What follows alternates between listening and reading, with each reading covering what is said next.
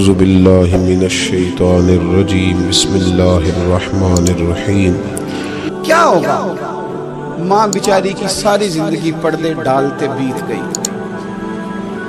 ابا نے آ کے پوچھا کہاں گیا وہ کہتی ادھر ہی تھا، مجھے بتا کے ابھی آ جائے گا، وہ مجھے کہہ گیا تھا کہ میں نہیں ادھر ہی تھا، کچھ بھی نہیں، ایسی کوئی بات ہی نہیں۔ ساری زندگی پردے ڈالتے بیت گئی۔ ابا کئی دفعہ گھر میں لڑائی کی، بیٹے کو مارا، اماں نے آگے بڑھ کے پتر کے حصے کی مار دکھائی، لیکن اسی بیٹے کی شادی کر دی تو اماں کو پتا چلا کہ اوہو میں تو سمجھدار ہی نہیں تھی، میرا تو پتر مجھے کہہ رہا ہے اماں تو بھی تو کبھی سیانی ہو جایا کر، اگر وہ بولتی ہے تو ہی چپ کر جا، تو پھر اسے احساس ہوتا ہے کہ اوہو میں تو ساری زندگی بیوقوف رہی، میں تیرا دفاع کرتی رہی، تیرے حصے کے تھپڑ کھاتی رہی، اور مجھے آج تو نے بتایا کہ تو سیانی نہیں تھی، آج تو نے بتایا کہ تو عقل مندی نہیں تھی، اماں تجھے کیا پتا، میری بیوی کے سامنے تو ہی سیانی ہو جا۔ وہ ٹوٹ جاتی ہے، بکھر جاتی ہے، وہ کبھی پلٹ کے دیکھتی ہے تو اسے بڑے سارے زخم تازے ہو کے دکھائی دیتے ہیں، وہ یار میں سیانی نہیں تھی۔ سنو نا، امام حسن رضی اللہ تعالیٰ عنہ فرماتے ہیں امام حسن نے کوئی لمبا وقت نہیں اپنی والدہ کے ساتھ گزارا، چھوٹے تھے تو سیدہ فاطمہ الزہرا رضی اللہ تعالیٰ عنہ وصال کر گئیں، پر شیر خدا کے پتر کی بات دیکھیں، امام حسن کہتے ہیں لوگوں میں جب تھوڑا سا باشعور ہوا اور مجھے چیزیں تھوڑی سی دکھائی دینے لگی تو میں نے کبھی اپنی اماں کے ساتھ ایک پلیٹ میں کھانا نہیں کھایا تھا۔ حضور ساری دنیا کھاتی ہے تو آپ نے کیوں نہیں کھایا؟ تو فرماتے ڈر لگتا تھا کہ کہیں ایسا نہ ہو کہ جس لقمے کی طرف میری ماں اپنا ہاتھ بڑھائے کہیں میں نہ اٹھا لوں، بے ادبی نہ ہو جائے، ڈر لگتا تھا۔ میں نے یہاں تک بھی نا، کیونکہ ماں تو ماں ہوتی ہے، میں نے یہاں تک بھی ماں کا احترام کیا، روٹی کھانے میں بھی تقدیر نہیں کی۔ یہاں ماں وہ کہتی ہے پیر صاحب انہوں دسیا جنا کہ میں تانوں آکھیا سی، انہیں گلاں چوں آکھیا جے میرے نال بولے تے صحیح کرے، انہوں دسیو نا میرے نال بگڑ جائے گا، انہوں آکھیا جے نا میں تانوں شکایت لگی، پر نا انہوں گلاں سمجھایا جے کہ میرے نال اچھی نہ بولیا کرے، میں تکلیف، انہوں آکھیو نا۔ او یار کیا کائنات میں حضور سے بڑا بھی کوئی ہے؟ لیکن حضرت حلیمہ سعدی آئی ہیں تو کیا میرے نبی اٹھ کے کھڑے نہیں ہو گئے؟ حضور نے اکرام دیا تو اکرام دینے سے قد بڑا ہوتا ہے، چھوٹا تو نہیں ہوتا۔ خدا را اپنے بڑوں کا اکرام کرنا سیکھیں۔ انہوں نے کسی نے آپ کو جگہ دی ہوگی، کسی نے آپ کو نوکری دی ہوگی، لیکن ماں باپ نے تو زندگی دے دی، اولاد جوانیاں دے دی، سارا کچھ دے دی، اور بچے ہیں کہ سمجھتے ہیں احترام کے جذبے اپنی طبیعت میں لائیں، بے ادب نہ بنے، سوء ادب نہ کبھی کریں، آپ نہ کبھی کوئی ایسا کام نہ کریں جس سے نہ تکلیف بڑھے، جس سے آزمائش بڑھے۔ آپ احترام والے رہیں گے تو خود بھی سجے سنورے نکھرے رہیں گے۔ اپنے بزرگوں کو پہل کریں بزرگوں کی طرف، یعنی آپ گھر کے اندر چھپا کے سیب اپنے کمرے میں نہ لے کے جائیں گے، چھپا کے چیزیں نہ رکھیں، بلکہ پہل کریں بوڑھے ابا سے، پہل کریں اپنی والدہ سے، وہاں سے آغاز کریں، آپ دیکھیں برکتیں کتنی ہوتی ہیں۔ میں کچھ باتیں مجھے لطف دیتی ہیں، میرے کوئی سنگی ہیں، 3 بھائی ہیں کٹھے، مجھ سے بیعت ہیں، میرے ساتھ بڑا پیار کا رشتہ ہے، تو کبھی کبھی نہ خدمت کرنے کا دل کرتا ہے، ان میں سے کسی کا کہ چلیں حضرت صاحب آئے ہیں تو ہم کچھ نذرانہ پیش کریں، تو اپنے بڑے بھائی کو وہ تھماتے ہیں کہ جناب آپ یہ کام کریں۔ اللہ تعالیٰ کا شکر ہے میری جیب کم ہی خالی رہتی ہے، اس کا فضل رہتا ہے، لیکن وہ پیسے لینے سے زیادہ یا تحفہ لینے سے زیادہ یا پھول پکڑنے سے زیادہ اس بات کی مجھے خوشی ہوتی ہے کہ کتنے نرالے ہیں، بڑے کو آگے لگاتے ہیں تو برکت تو حاصل کرتے ہیں، اس لیے کہ برکتیں ہمیشہ بڑوں سے ہوتی ہیں، بڑوں سے ہمیشہ برکتیں۔ یہ پھول کا تحفہ بڑے بھائی کو دے کے جب آگے کیا جاتا ہے تو میرے دل کو اچھا لگتا ہے، مجھے قرار آتا کہ یار یہ لہجہ ٹھیک ہے، یہ انداز یہ ٹھیک ہے، اپنے بڑوں کو آگے رکھے، بڑوں کو کلام کرنے کا موقع پہلے دیں، گھر میں کوئی چیز لائیں تو تقدیم کریں۔ ہمارے ہاں نا اب جو استادی شاگردی آئی ہے نا، یہ بڑی خطرناک ہے۔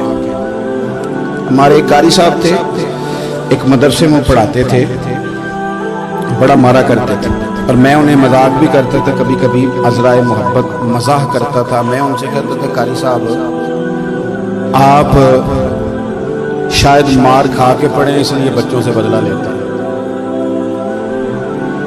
تو کچھ دن پہلے، کچھ عرصہ پہلے ملاقات ہوئی، تو میں ان کے ادارے کے قریب سے گزر رہا تھا، تو میں نے ان کا نا وہ ڈیسک وغیرہ چیک کیا، تو ان کے پاس نا سوٹی علیحدہ ہوتی تھی، پائپ دو قسم کے علیحدہ ہوتے تھے، پانی والا علیحدہ اور گیس والا علیحدہ، بڑا مارتے تھے بچوں کو۔ مجھے بھی اختلاف تھا اس بات سے، میں ان کو گزارش بھی کرتا تھا، تو میں گیا تو وہ جس طرح وہ خیر استاد کمال کے تھے، انہوں نے بڑے کامیاب حافظ تیار کیے، اور ویسے بھی بندہ بڑا باوصول، بڑے اچھے، بڑے نفیس۔ میں نے ان سے کہا کہ وہ خیر ہے، چھوٹیاں چھوٹیاں کدھر گئیں آپ کی؟ کہنے لگے حضرت صاحب نہ شاگرد رہے، نہ استاد رہے، نہ وہ ماں باپ رہے۔ کہنے لگے پتہ نہیں 2-4 سالوں میں کیا ہوا ہے۔ میں نے کہا آپ کو تو کوئی منع کاری نہیں، میں نے کئی دفعہ سمجھایا تھا، آپ باز نہیں آتے۔ کہتے تھے اب آ گیا ہوں، اس لیے کہ ایک کو چھڑی مار رہے ہوتے ہیں تو دوسرا ساتھ ویڈیو بنا رہا ہوتا ہے۔ پہلے طالب علم اس طرح کی توہین کا رویہ استادوں کے ساتھ نہیں کرتے تھے، وہ کہتے تھے جیسے بھی ہے فیض استاد سے لینا ہے۔ اب آپ ذرا گھور کے دیکھیں تو کہتے ہیں لاؤ کتابیں، جا رہا ہوں بڑے مدرسے، بڑے کالج، بڑے اسکول۔ میں نے اپنی زندگی میں دیکھا کہ ہمارے بڑے کہتے تھے، کبھی گھر آ کے بتاتے نا استاد جی نے مارا ہے، تو کہتے تھے کسی غلطی سے مارا ہوگا، اور اس طرح کے سخت لفظ بولتے تھے کہ ہمیں لگتا تھا کہ ہمارے بزرگ ہمارے ساتھ زیادتی کر رہے ہیں۔ وہ کہتے تھے کہ مینو ہڈیاں چاہیے نے پڑھیا ہو رہے، یہ لفظ کہتے تھے میرے ابا جی، ہڈیاں دیا جی سانو پر دیا جی پڑھیا۔ اب کیا ماحول ہے، ڈر آتا ہے، بچے گھورتے ہیں۔ ان کی اماں آ کے کہتی ہے تم 8,000 کا مولوی ہے، میرا 1.25 کروڑ کا بچہ ہے، تیری طاقت کیسی ہوئی چودھری کے بچے کو ہاتھ لگانے؟ اتنی تیری جرت کہ میں نے میرے بیٹے کو ہاتھ لگایا؟ کروں گی نا کل بندے اکٹھے تیری کراؤں گی چھوٹی مسجد سے، تو اتنی تیری طاقت کہ تو میرے بچے کو مارے؟ ہم نے نا پرموٹ کی چیزیں، پرموٹ۔ حضرت خواجہ حسن بصری رحمت اللہ علیہ فرمایا کرتے تھے ادب نہ ہو تو علم آ ہی نہیں سکتا، اس لیے کہ کتابیں رہنمائی کرتی ہیں، کتابوں کی ترجمانی تو استاد نے کرنی ہے۔ تو اگر آپ وہ احترام ہی نہیں ہے، وہ طبیعت ہی نہیں ہے، وہ ذوق ہی نہیں ہے، سیکھنے کا وہ خاص جذبہ ہی نہیں ہے۔ ہمارے صاحب رحمت اللہ علیہ فرمایا کرتے تھے بہت سارے لوگ بڑے بڑے درویشوں کے پاس جا کے خالی آتے ہیں۔ حضور کیوں؟ فرماتے تھے اس لیے کہ کشکول سیدھا نہیں کرتے، پیالہ سیدھا نہ ہو تو خیرات آیا نہیں کرتے، ادب نہیں کرتے، احترام نہیں کرتے، پیالہ سیدھا نہیں کرتے۔ پیالہ سیدھا نہ ہو تو وہ تو جو دینا وہ بھی نیچے گر جاتا ہے۔ احترام، ایک شخص نے نا حضرت سیدنا امیر معاویہ رضی اللہ تعالیٰ عنہ سے کہا کہ میں نے زیارت کرنی ہے حضرت امام حسین رضی اللہ تعالیٰ عنہ، مدینہ شریف جا رہا ہوں، میں نے ان کو پہلے دیکھا نہیں ہوا، تو مجھے بتائیے امام علی مقام رضی اللہ تعالیٰ عنہ کو میں کیسے پہچانوں گا؟ تو ابن عساکر دیکھیے گا حضرت امیر معاویہ رضی اللہ تعالیٰ عنہ فرمانے لگے تو مدینہ شریف جانا، ایک شخص لوگوں کے حلقے میں بیٹھ کے لوگوں کو دین پڑھا رہا ہوگا، مسجد نبی میں وہ چمکتا ہوا چہرہ لوگوں کو قرآن و سنت کی تعلیمات سے روشناس کر رہا ہوگا، اور فرمایا اس کے ارد گرد لوگ اس ادب سے بیٹھے ہوں گے کہ جیسے ان کے سروں پر پرندے بیٹھے ہوئے ہیں، ذرا حرکت کی تو پرندے اڑ جائیں گے۔ فرمایا جب وہ نورانیت والا ماحول تم دیکھو اور اتنے با ادب شاگردوں کے بیچ بیٹھی ہوئی ایک نورانی ہستی کو دیکھو تو سمجھ لینا وہی حسین ابن علی ہے، وہی ہے امام علی مقام امام حسین، کہ جو اس احترام کے ساتھ لوگوں کو انہوں نے آداب سکھائے ہیں، اس طرح انہوں نے لوگوں کو سمجھایا ہے۔ ان کے شاگردوں کا یہ رنگ ہے کہ وہ تو سر نہیں ہلاتے کہ کہیں پرندہ نہ اڑ جائے۔ اس انداز میں جب لوگ، مجھے بات یاد آ گئی، امام احمد بن حنبل رحمۃ اللہ علیہ بہت بڑے محدث تھے، تو مجھے پتہ ہے اگر آپ مجھ سے پوچھیں گے نا اس دور میں فقہ سب سے بہترین کس کو آتی ہے، تو میں آپ کو بتا سکتا ہوں کیونکہ میرا شعبہ ہے۔ آپ پوچھیں گے صرف ناو کا استاد کون اچھا ہے، تو میں بتا دوں گا کہ کہاں پہ ہے، کون ہے، میرا شعبہ ہے. اسی طرح سے میڈیکل کے شعبے سے وابستہ لوگوں سے آپ پوچھیں گے کہ ہارٹ کا ڈاکٹر کون سا اچھا تو بتا دیں گے. پوچھیں گے بھئی میں نے ناک کان گلے کے ڈاکٹر کے پاس جانا, تو جس کا جو شعبہ ہے اسے پتا ہوتا ہے. مدرسے کے بچوں کو بھی پتا ہوتا ہے کہ کون سا آدمی کہاں بہترین پڑھانے والا ہے. ایک بزرگ تھے شاہ بقی الدین ابن مخلد, وہ کہتے ہیں مجھے پتا چلا کہ اس دور میں نبی کریم علیہ السلام کی حدیث جو سب سے بہترین پڑھاتے ہیں وہ امام احمد بن حنبل ہیں. ان کو حضور کی حدیث سے جو خاص شغف ہے وہ کسی اور کو نہیں. کہتے ہیں میرے دل میں لو لگ گئی, حالانکہ میں امیر گھرانے سے تھا. میں کشتی میں بیٹھا امام احمد بن حنبل کے پاس آنے کے لیے, رستے میں طوفان آ گیا, کشتی اچکولے کھانے لگی. کسی طریقے سے ایک جزیرے کے ساتھ جا کے کشتی لگی, ٹوٹ گئی, بکھر گئی. میں جزیرے پہ اتر گیا, اور بھی کئی لوگ تھے. 1 مہینہ وہاں رہنا پڑا. بارشیں ختم ہوئی, موسم ٹھیک ہوا, ایک کشتی دکھائی دی آتی ہوئی.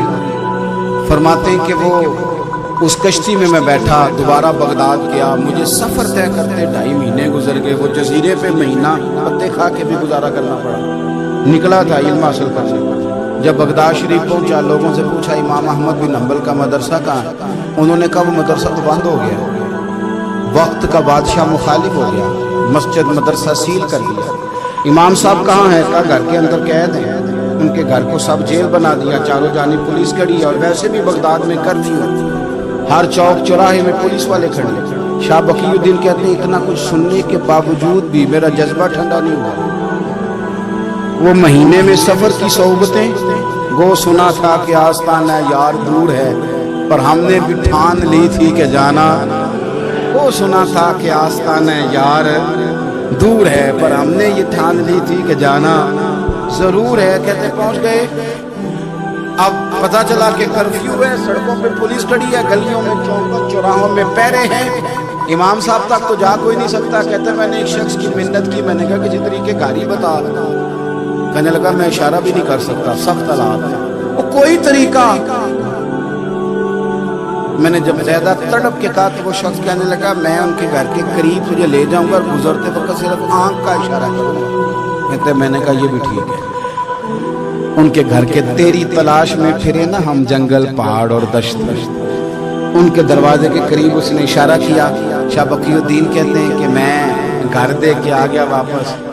اب میں سوچنے لگا کہ کیسے امام صاحب تک پہنچنا ہے. بڑی تجویزیں سوچی, بڑی تجویزیں, کام والا بن جاؤں, پھیری لگانے لگ جاؤں. پھر سوچا کہ اگر میں کچھ بیچوں گا ریڑھی پہ رکھ کے, کوئی خریدنے نکلے گا کوئی نہیں نکلے گا, کس طرح کروں, کیا کروں. بڑی سوچیں. بالآخر میں نے طے کیا, اللہ اکبر. میں نے نہ کپڑے پھاڑ لیے, امامہ اتار دیا.